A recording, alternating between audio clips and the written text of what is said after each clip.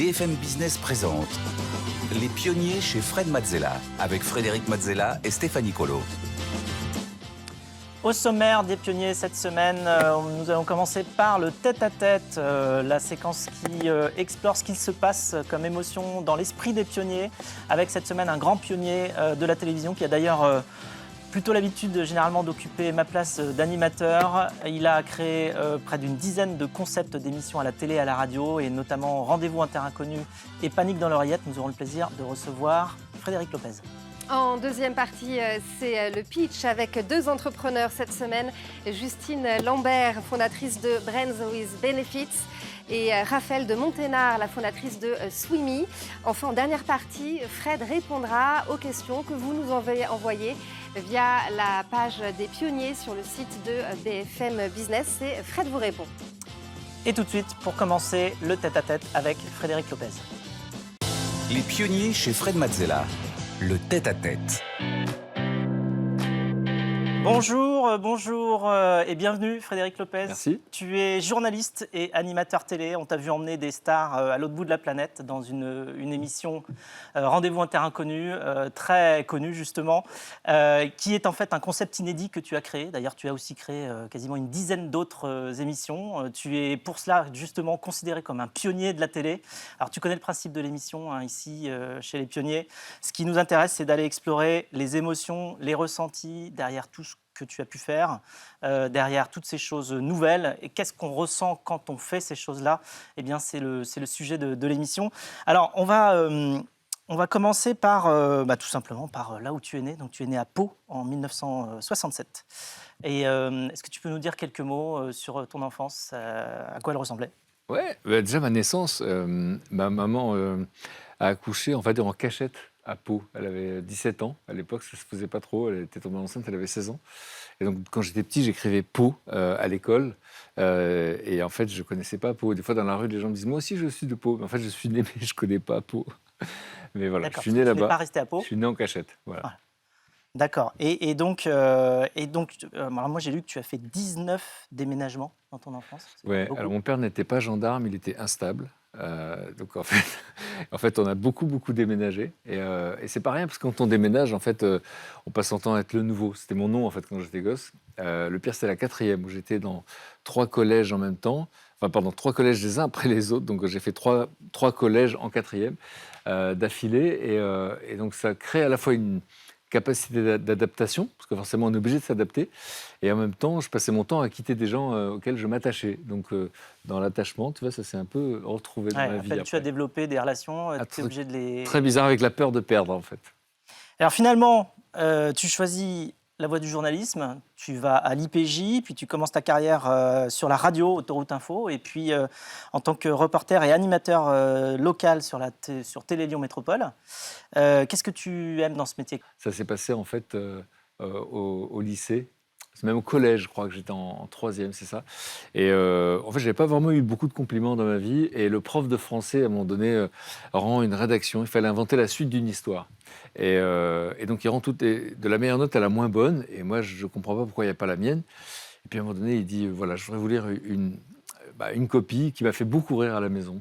Et j'ai mis la meilleure note, j'ai mis 16. Et d'un coup, c'était incroyable pour moi. Et il a lu, avec le ton, il a donné le ton, il a lu la copie devant tout le monde. Toute la classe a ri, ils ont applaudi comme dans les films américains à la fin. Et moi, j'avais une charge émotionnelle tellement forte, je n'ai pas écouté la fin du cours. Et je me suis dit, je veux être écrivain. Et effectivement, je me suis dit, à ce moment-là, mais écrivain, c'est un peu solitaire. Et moi, je n'étais pas solitaire, j'avais envie de rencontrer des gens, voyager dans le monde.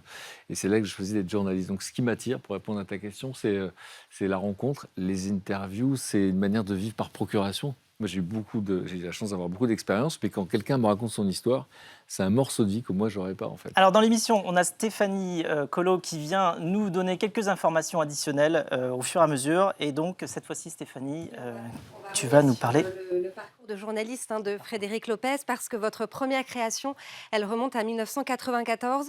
Vous réalisez alors un reportage pour Zone Interdite sur M6 intitulé « Créateur de rêves ». Ce 52 minutes s'intéresse aux photographes de mode qui ont rendu célèbres les top modèles de l'époque. Et vous avez alors 23 ans et c'est finalement un tout nouveau monde qui s'offre à vous. C'est incroyable parce qu'on était à Télé Lyon Métropole, une télé locale, et on était en train de faire un footing avec un pote à moi qui s'appelle Christophe Quin, qui est devenu grand reporter, qui est un des plus grands reporters de guerre à France Télévisions, à France 2. Et à l'époque, évidemment, il rêvait d'autres choses. Il m'a dit, mais pourquoi on ne ferait pas un reportage pour Zone Interdite ou pour Envoyé spécial? Et en fait, moi, je cherchais une idée comme ça. Donc, tu as créé l'opportunité. Et j'avais fait de la photo, en fait. Et je me suis dit, c'est un univers que je connais bien. Les top modèles étaient inaccessibles à l'époque. On est en 94, donc les stars, c'était Cindy Crawford, Naomi Campbell. Elle demandait 400 000 francs, c'était en francs à l'époque, pour une interview. Et je me suis dit, tiens, et si on interviewait les photographes qui ont fait d'elles des stars? Et peut-être qu'elles diront oui, par gratitude et puis par jalousie, parce qu'une fois qu'on en a une, l'autre, elle a envie d'être dans le sujet. Donc la jalousie et la gratitude, c'est des sentiments humains auxquels je crois, et c'est comme ça que j'ai pu faire ce reportage qui a été vu dans le monde entier, et c'était finalement une expérience qui m'a montré qu'on pouvait rêver, en fait. Grâce à mon pote Christophe Quin, que j'ai pu rêver, ça s'est réalisé. Et pour les gosses qu'on était, c'était incroyable de passer à Zone Interdite. Et juste après, donc, tu présentes avec Guillaume Durand le magazine de l'information et tu pars en tant que reporter, cette fois à Belfast et à Beyrouth. Ça t'a plu d'aller sur le terrain, justement, là, faire le reporter Ouais, sur le alors terrain? moi, je suis pas un reporter de guerre. En fait, LMI, c'est vrai que c'est marqué partout sur Wikipédia que je l'ai présenté. Non, c'est Guillaume Durand qui présentait. Moi, j'étais reporter. Et j'étais à Beyrouth. Et je me souviens que j'étais parti avec un reporter qui avait l'habitude de ce zone de conflit. Et quand on est arrivé à l'aéroport, il y a un chauffeur de taxi comme ça qui est venu pour nous proposer une course. Et là, le reporter m'a regardé et m'a dit « Je te présente ton ravisseur ». Parce qu'en fait, au Liban, à l'époque, il y avait beaucoup d'otages. On avait vécu ça toute notre enfance. Et voilà. Et je n'étais pas très, très doué pour ce genre de choses, pour les reportages de guerre. Parce qu'en fait, quand il y avait des tirs, par exemple, j'entendais des ta-ta-ta-ta-ta-ta. Moi, j'étais dans la rue et les gens me montraient le ciel. Je filmais le ciel. Alors qu'évidemment, à la base, c'est de filmer les gens qui montrent le ciel, pas le ciel. Et donc, je n'étais pas fait pour ça. Mais ce qui est fou, c'est qu'on voit comment on s'habitue à ce genre de situation. Parce que j'étais terrorisé les premiers jours. Et après, j'étais en montage et à un moment donné, ça pétait. Il n'y a plus d'électricité. Je disais, on est bombardé, c'est ça? Et j'ai vu comment le cerveau humain s'adaptait, en fait. Comment je voyais des rues qui se vidaient dès qu'il y avait un bombardement. Et puis d'un seul coup, tac, ça, les gens revenaient au balcon. Il n'y avait pas de rambarde. Il y avait des femmes qui donnaient le sein aux enfants. Et j'ai vu la capacité d'adaptation de l'être humain. Et en 2000, tu intègres France Télévisions et tu présentes là pour le coup des émissions avec des thèmes très variés, donc en psychologie, des inventions nouvelles, du cinéma.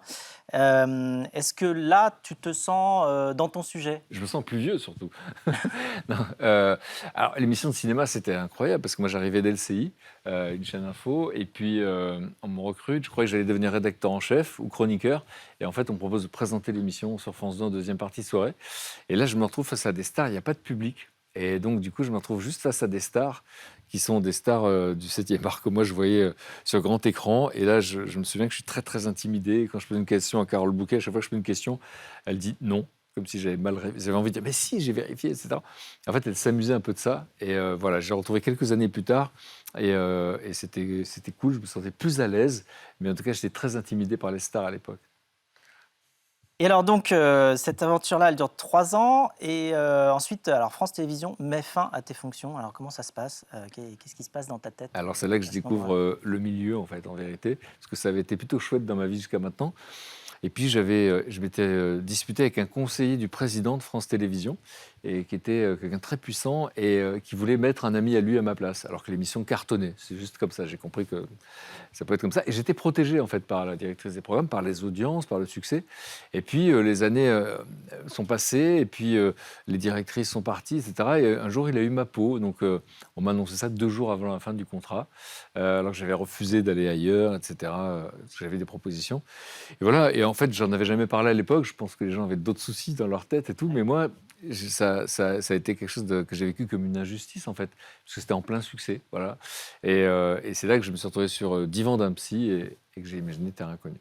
Alors justement, voilà. Donc tu es allé voir un psy, tu as fait une thérapie et un jour ton psy te demande c'est quand le moment où vous avez été le plus heureux dans votre vie? Ça a été un vrai tournant. Ben ouais, on tu est viens sur. justement ce que ça a occasionné? En plus, j'étais sur le divan. J'ai dû faire 3 mois de divan dans ma vie. Et puis, il me pose cette question. Je voulais arrêter le métier, hein. Je m'étais dit, c'est pas fait pour moi. Et du coup, il me dit, c'est quoi les moments, les instants où vous êtes le plus heureux? Je me revois en voyage, sac à dos, Et je partais avec la mère de mon fils, comme ça, et on avait visité, on avait une vingtaine d'années, je sais pas, le Guatemala, les Philippines, et je me rappelais pas du nom des îles. Il y a 7000 îles aux Philippines. Je me rappelais pas du nom des îles, mais je me souvenais du prénom de toutes les personnes qu'on avait rencontrées, qui m'avaient raconté leur histoire. Et il m'a dit, j'ai dit, bah voilà, c'est en voyage. Il me dit, bah faites une émission de voyage. J'aurais dit, j'aime les voitures. Il m'a dit, faites une émission de voiture. Et j'ai repensé à un concept que j'avais écrit T'aurais peut-être à monté 23 ans. Blablacar, on ne sait jamais. De quoi? T'aurais peut-être monté Blablacar. Exactement. Peut-être. Mais là, et là, non, c'était pas là, les voitures. On serait inversé. Et donc, du coup, c'était ça. J'ai repensé à un concept que j'avais imaginé quand j'avais 23 ans à Télélo Métropole. Et à l'époque, personne ne m'aurait jamais suivi. Sauf que le concept que j'avais dans la tête, je croyais que je partirais seul avec une star, avec une petite caméra et un sac à dos. Évidemment, ça n'est pas du tout ça. C'est un an de travail. Et donc, voilà, j'avais rêvé très fort et ça s'est produit. Et alors justement, tu retournes voir France Télévisions pour leur proposer le concept. Ça fait comment de retourner en plus, c'est pas très longtemps après, c'est 2-3 ans après qu'ils aient mis fin à tes fonctions. Alors, retourner les voir, est-ce que c'est une forme de revanche? Est-ce que c'est un rebond justement sain? Est-ce que c'était les mêmes personnes d'ailleurs ou pas? Non, voilà, moi, je pensais que je ne retravaillerais jamais avec France Télévisions, mais il se trouve que les gens avaient changé entre-temps. Et puis, j'allais voir France 5 à l'époque. Et d'ailleurs, ils ne voulaient pas au départ, parce que c'était au moment où la télé-réalité fonctionnait. Donc, quand moi, je proposais ça, et que ce n'était pas un concept que j'avais acheté, c'était dans ma tête, bah, ils pensaient que c'était un truc de télé-réalité et ils n'en voulaient pas. Et ça a été assez long avant qu'ils disent oui. Et puis quand c'est arrivé sur France 5, la critique a été incroyable. C'est un succès d'estime, parce que sur France 5, ça passait l'après-midi, et donc c'était pas comme des rendez-vous réguliers.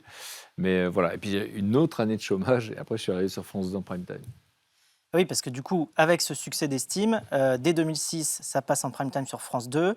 Et alors donc là, le succès de l'émission là se confirme et devient cette fois très grand, avec du coup ta notoriété qui explose. Alors comment tu réagis, comment tu te sens? Est-ce que tu te sens vraiment de retour et plus fort que quelques années plus tôt?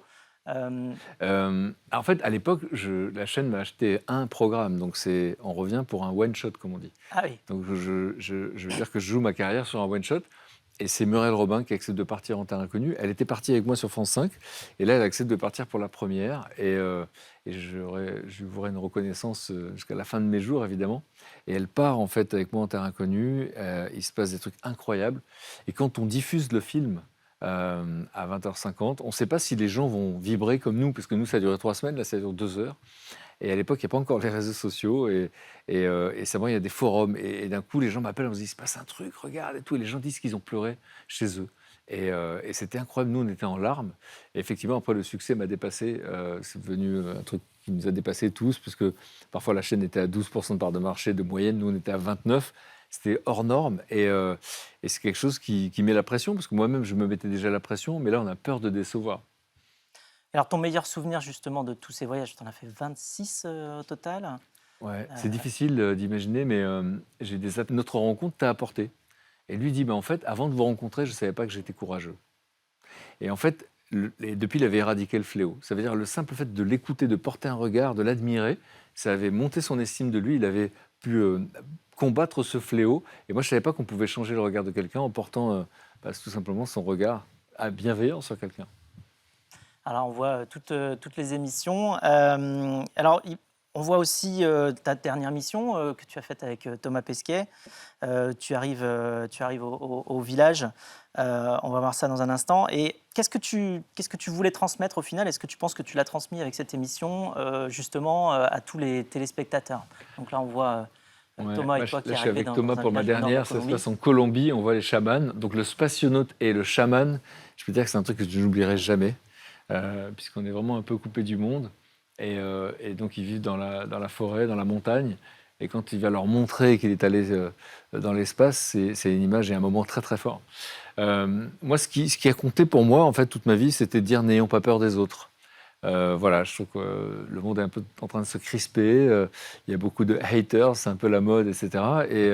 Et on a une représentation du monde, souvent, qui est dangereuse.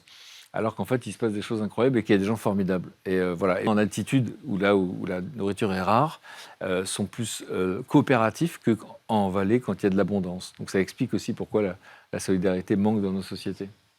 Oui, c'est sûr, en rencontrant un spationaute et un chaman, tu fais le grand écart. C'était incroyable. C'est incroyable.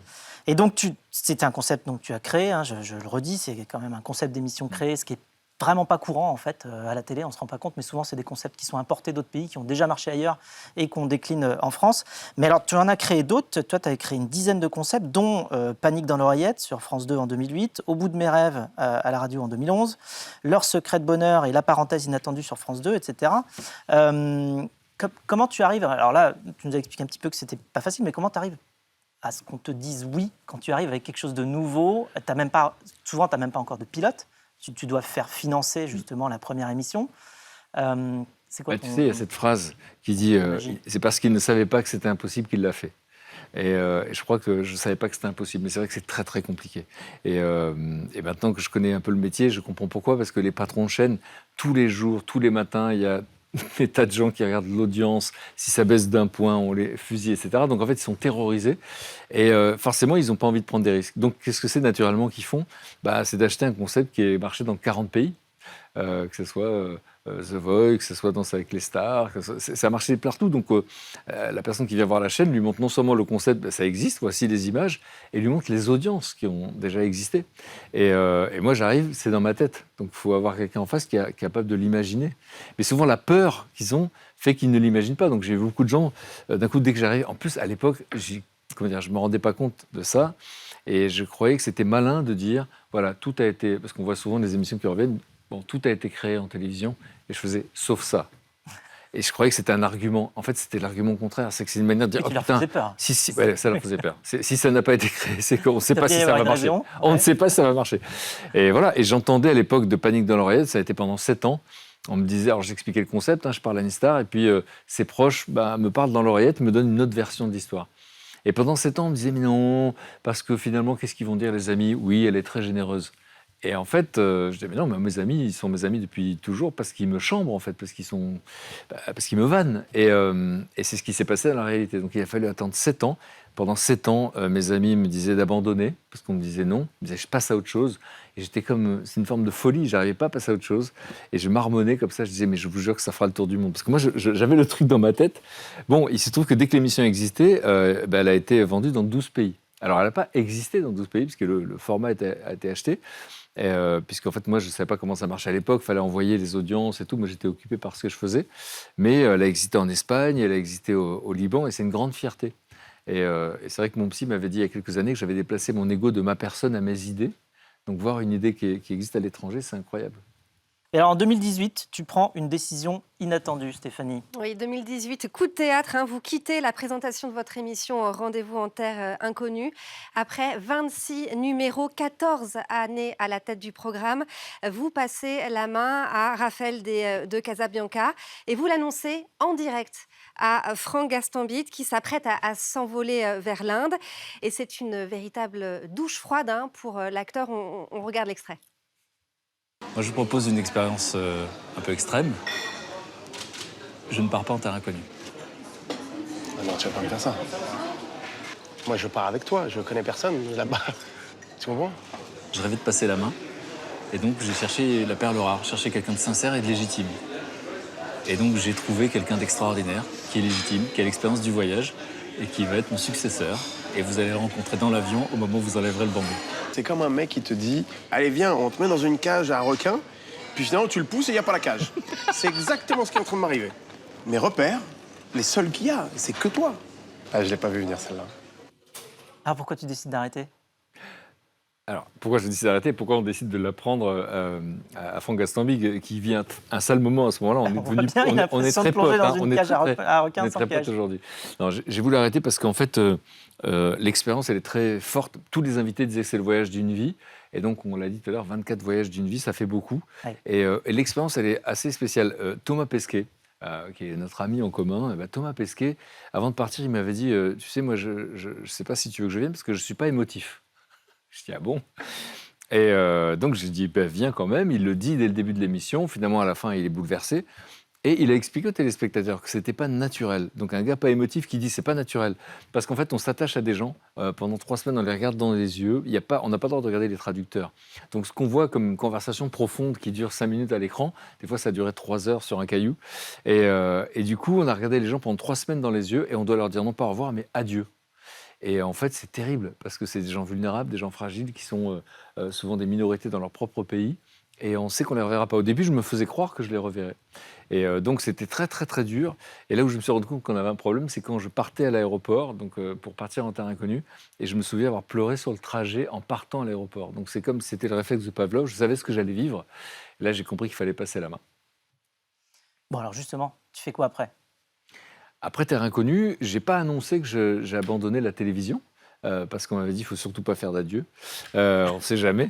Et donc, du coup, j'ai dit que je faisais une pause. Après, je mentirais si je disais que j'y avais pas pensé, parce que j'aimais beaucoup cette idée voilà, d'avoir été à la télévision, d'avoir fait des programmes qui me tenaient à cœur, qui étaient incroyables, qui avaient parfois rencontré public, parfois non, et d'être en coulisses. Et puis, la vie a plus... Alors, qu'est-ce que j'ai fait pendant? Par exemple, je suis retourné à la fac. J'ai été à la fac de médecine de Strasbourg, faire un DU, qui s'appelle médecine, méditation, neurosciences. Parce qu'en fait, je fais de la méditation de pleine conscience depuis 12 ans. Ça m'a réduit mon anxiété. Et en fait, ça m'a permis de comprendre pourquoi la science était intéressée à ça et pourquoi c'était aujourd'hui reconnu scientifiquement. Où je me suis formé aussi dans une nouvelle discipline qui s'appelle l'autocompassion en pleine conscience. C'est Christophe André, le psy préféré des Français, qui avait parlé de ça. En fait, les études ont montré que 80% d'entre nous, on a une petite voix intérieure qui est très dure avec nous. C'est jamais assez, etc. Ça te parle? Oui. Et donc, on ne s'en rend pas compte que c'est une tyrannie mentale, une tyrannie de... Et on amène notre petit bourreau partout avec nous. Quand on rencontre une vraie difficulté, c'est délétère. Parce qu'en fait, des fois, on est triste et en fait, on se sent coupable d'être triste. On a l'impression de ne pas être à la hauteur. Et voilà, et donc il y a un programme qui repose sur 4000 études scientifiques que j'ai suivies, que je trouve incroyable. Du coup, maintenant, j'ai de la tendresse pour mes imperfections. Avant, j'étais un perfectionniste maladif. Et du coup, j'accepte que ça ne marche pas tout le temps, que je rate. Et voilà, je suis devenu instructeur de ça. Alors, c'est dur à trouver, je le dis pour ceux que ça intéresse, c'est MSC, Mindful Self-Compassion. MSC, voilà, vous trouverez sur Internet. Et donc, suite à cela, et même en même temps, tu reviens avec une nouvelle émission qui s'appelle Un dimanche à la campagne. Donc, tu emmènes des personnalités en pleine nature pendant 1h30, enfin à 1h30 de Paris. Tu confisques les téléphones. Ça dure combien de temps? Alors, ça dure 1h30 à l'antenne. En fait, on reste 24 heures ensemble. Et c'est très, très, très inspiré de la parenthèse inattendue. Hein. On aurait pu l'appeler la parenthèse inattendue. Ce que j'ai fait il y a 10 ans. Regardez un extrait, justement. T'es pas du matin, toi? Moi, je suis une grosse dormeuse. Une journée où t'as rien de prévu. Tu te lèves à quelle heure? Ah ben, je me lève quand même à 8 heures. Je suis obligée. Attends, les enfants, les animaux, là. Non, mais même, de toute façon, à partir du moment... Un peu de permaculture. Ça me fout de ma gueule dès le matin. Attends, avec la belle collection de pulls que vous avez, moi, je fermerai ma gueule. Parce que là, quand même... Il n'y a pas moyen que vous achetiez des pulls à votre taille, là. On sait qu'on a une styliste maintenant.